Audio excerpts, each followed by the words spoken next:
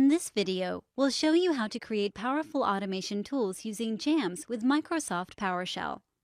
While JAMS can easily run PowerShell scripts, the JAMS client component also includes a PowerShell module with more than 24 commandlets that can perform a variety of useful automation and configuration tasks. The JAMS PowerShell module is included with the JAMS client GUI installation when the Windows operating system has PowerShell installed.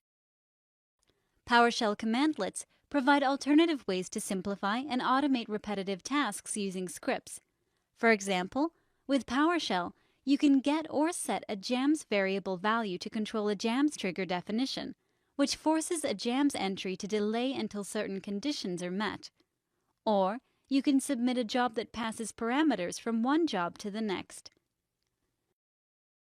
PowerShell also includes a tab completion feature that automatically fills in commandlets, file names, variable names, and parameters. In addition, the JAMS module includes a provider where you can set up a PowerShell drive to connect to your JAMS installation as if it were a mounted flat file system. The data, which appears in a temporary drive for the session, can be managed with built-in or custom commandlets. This feature is especially helpful when you need to synchronize both development and production environments. Finally, you can create a PowerShell profile to create repetitive PowerShell settings.